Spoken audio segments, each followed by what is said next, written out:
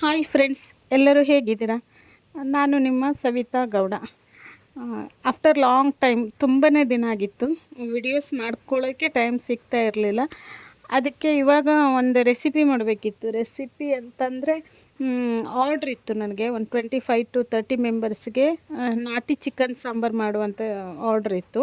ಹಾಗೆ ನಾನು ಒಂದಿಷ್ಟು ಕ್ಲಿಪ್ ತೊಗೊಂಡು ನಿಮಗೂ ಶೇರ್ ಮಾಡ್ಕೋಬೋದು, ನನಗೂ ಒಂದು ನೆನಪಿರತ್ತೆ ಯಾವ ರೀತಿ ಮಾಡಿರೋದು ಅಂತ ಅಂದ್ಬಿಟ್ಟು ಅದಕ್ಕೆ ಎಲ್ಲ ವಿಡಿಯೋ ಮಾಡ್ಕೊತಾ ಇದ್ದೀನಿ. ಇದು ಹೇಗೆ ಮಾಡ್ತಾಯಿದ್ದೀನಿ ಅಂತ ಶೇರ್ ಮಾಡ್ತೀನಿ, ಬನ್ನಿ.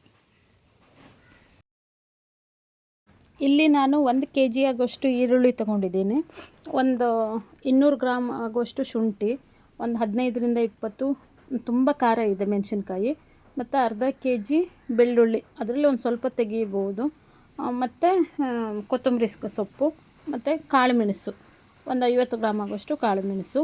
ಇವಿಷ್ಟನ್ನು ನಾನು ಹುರಿದೇನೆ ಹಾಗೆ ತೊಗೊಂಡಿದ್ದೀನಿ. ಚಿಕ್ಕದಾಗಿ ಕಟ್ ಮಾಡಿಬಿಟ್ಟು ಎಲ್ಲದನ್ನು ಮಿಕ್ಸಿಗೆ ಹಾಕೋಬೇಕು. ಈ ಥರ ಮಿಕ್ಸ್ ಮಾಡಿ ಇಡ್ತಾ ಇದ್ದೀನಿ ನಾನು. ಅಷ್ಟನ್ನು ಹಾಕ್ಬಿಟ್ಟು ಮಿಕ್ಸ್ ಮಾಡಿ ಇದಕ್ಕೆ ಒಂದು 2 to 3 ಸ್ಪೂನು ಅರಿಶಿನ ಹಾಕಿ ಮಿಕ್ಸ್ ಮಾಡಿಬಿಡಬೇಕು. ಮತ್ತು ರುಬ್ಲಿಕ್ಕೆ ಒಂದು ಸ್ವಲ್ಪ ಹಾಕಿದ್ದೀನಿ. ನೀಟಾಗಿ ಮಿಕ್ಸ್ ಮಾಡಿ ಫೈನಾಗಿ ರುಬ್ಬಬೇಕು. ಎಲ್ಲೂ ಆ ಸೊಪ್ಪಿಂದು ಸಿಗಬಾರ್ದು. ಮತ್ತು ಕಾಳು ಮೆಣಸು ಹಾಕಿರ್ತೀವಲ್ಲ, ಅದಕ್ಕೆ ಫೈನಾಗಿ ರುಬ್ಕೊಬಿಡಬೇಕು. ಮತ್ತು ಆಮೇಲೆ ಮಸಾಲೆಗೆ 2 ತೆಂಗಿನಕಾಯಿ, ಮೀಡಿಯಮ್ ಸೈಜ್ದು 2 ತೆಂಗಿನಕಾಯಿ ತೊಗೊಂಡಿದ್ದೀನಿ. ತುರಿದ್ಬಿಟ್ಟು ಇದಕ್ಕೆ ಚಕ್ಕೆ ಒಂದು 8 to 9 ಪೀಸ್ ಆಗೋಷ್ಟು ಚಕ್ಕೆ ತೊಗೊಂಡಿದ್ದೀನಿ. ನಾನು ಆಲ್ರೆಡಿ ಅದನ್ನು ಚಕ್ಕೆನ ಹಾಕಿದ್ದೆ, ಕ್ಲಿಪ್ಪೆಲ್ಲ ಮಿಸ್ ಆಗಿಬಿಟ್ಟಿದೆ. ಮತ್ತು ಹುರುಗಡ್ಲೆ, ಗಸಗಸೆ, ಲವಂಗ, ಒಂದು 4 to 5 ಏಲಕ್ಕಿ ಎಲ್ಲ ಹಾಕಿದ್ದೀನಿ. ಅದು ವಿಡಿಯೋ ಸ್ಕಿಪ್ ಆಗಿರೋದ್ರಿಂದ ನಾನು ಸಪ್ರೇಟಾಗಿ ತೋರಿಸ್ತಾ ಇದ್ದೀನಿ ಎಲ್ಲದನ್ನು. ಹುರುಗಡ್ಲೆ ಒಂದು 150 ಗ್ರಾಮ್ ಹಾಕಿದರೆ ಸಾಕು. 25 ಜನಕ್ಕೆ 150 ಗ್ರಾಮ್ ಹಾಕಿದರೆ ಸಾಕಾಗತ್ತೆ. ಇಷ್ಟನ್ನು ನಾನು ಮಿಕ್ಸ್ ಮಾಡಿಬಿಟ್ಟು ಮತ್ತು ಇದಕ್ಕೆ ಒಂದು 7 to 8 ಟೊಮೆಟೊ ರುಬ್ಲಿಕ್ಕೆ. ನಾನು ಏನೂ ಹುರಿದಿಲ್ಲ, ಏನನ್ನು ಹುರಿಲೂಬಾರ್ದು. ಮತ್ತು ಮನೇಲೆ ಮಾಡಿದಂತಹ ಸಾಂಬಾರು ಪೌಡ್ರು, ಇದಕ್ಕೆ ಒಂದು 10 to 15 ಸ್ಪೂನ್ ಒಳಗಡೆ ಹಾಕಬೇಕು. ಈ ಮಸಾಲೆ ಎಲ್ಲದೂ ಇರೋದ್ರಿಂದ ನಾವು ಜಾಸ್ತಿ ಸಪ್ರೇಟ್ ಗರಂ ಮಸಾಲ ಪೌಡ್ರ್ ಹಾಕಬೇಕಂತಿಲ್ಲ.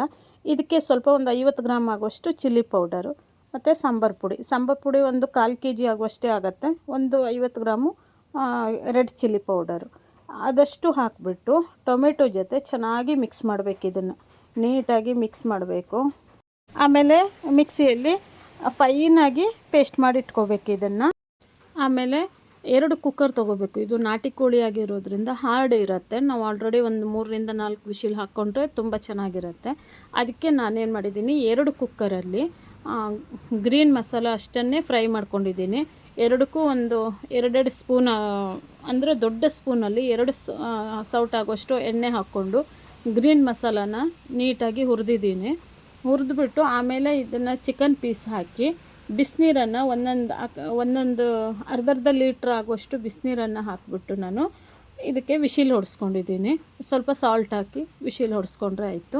ಕೆಲವೊಂದು ವಿಡಿಯೋಗಳು ಸ್ಕಿಪ್ ಆಗಿರೋದ್ರಿಂದ ನಾನು ಹೇಳ್ತಾ ಇದ್ದೀನಿ. ಆಮೇಲೆ ನಾವು ಯಾವ ಪಾತ್ರೆಯಲ್ಲಿ ಸಾಂಬಾರು ಮಾಡ್ತೀವಲ್ಲ, ಆ ಪಾತ್ರೆಯಲ್ಲಿ 4 ಈರುಳ್ಳಿ, ದೊಡ್ಡ ಸೈಜು 4 ಈರುಳ್ಳಿಯನ್ನು ಫ್ರೈ ಮಾಡಿಕೊಂಡು ಅದಕ್ಕೆ ರುಬ್ಬಿರುವಂಥ ಕೆಂಪು ಮಸಾಲವನ್ನು ಹಾಕಿ ಫ್ರೈ ಮಾಡಬೇಕು. ಅದರಲ್ಲಿ ಇರುವಂಥ ಹಸಿ ಸ್ಮೆಲ್ ಹೋಗೋ ತನಕ ನಾವು ಫ್ರೈ ಮಾಡಿ, ಆಮೇಲೆ ನಾವು ಇಲ್ಲಿ ಆಲ್ರೆಡಿ ಬೇಯಿಸಿಟ್ಕೊಂಡಿದ್ವಲ್ಲ 2 ಕುಕ್ಕರ ಚಿಕನ್ ತೆಗೆದುಬಿಟ್ಟು ಇದಕ್ಕೆ ಹಾಕಬೇಕು.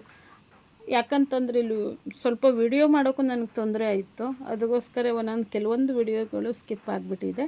ಅದು 2 ಕುಕ್ಕರನ್ನು ಹಾಕಿಬಿಟ್ಟು ಪೀಸ್ಗಳನ್ನು ಹಾಕಿ ಉಪ್ಪನ್ನು ನಾವು ಎಷ್ಟು ಬೇಕು ಅಂತ ನೋಡಿ, ಆಮೇಲೆ ಮೇಲ್ದಾಗಿ 2 ಟೊಮೆಟೊವನ್ನು ಹೆಚ್ಚಾಕಬೇಕು. ಫಸ್ಟೇ ಹಾಕಿಲ್ಲ, ಆಮೇಲೆ ಹಾಕಿದ್ದೀನಿ. ಟೊಮೆಟೊ ಹೆಚ್ಚಾಕ್ಬಿಟ್ಟು ಅದನ್ನು ಚೆನ್ನಾಗಿ ಕುದಿಸ್ಬಿಟ್ಟು ನಮಗೆ ಸಾಂಬಾರು ರೆಡಿ ಆಗುತ್ತೆ. ನಾನು ಮಾಡಿರುವ ವಿಡಿಯೋ ನಿಮಗೂ ಹೆಲ್ಪ್ ಆಗುತ್ತೆ ಅಂತ ನಾನು ಇದನ್ನು ವಿಡಿಯೋ ಮಾಡಿ ಹಾಕಿದ್ದೀನಿ. ಮಾಡಿರೋ ವಿಡಿಯೋ ಇಷ್ಟ ಆದಲ್ಲಿ ಪ್ಲೀಸ್ ಲೈಕ್ ಮಾಡಿ, ಶೇರ್ ಮಾಡಿ, ಮತ್ತು ಚೆನ್ನಾಗಿತ್ತು ಅಂದರೆ ಕಮೆಂಟ್ ಮಾಡಿ. ಓಕೆ, ನೆಕ್ಸ್ಟ್ ವಿಡಿಯೋದಲ್ಲಿ ಮತ್ತೆ ಸಿಗ್ತೀನಿ. ಓಕೆ, ಬಾಯ್.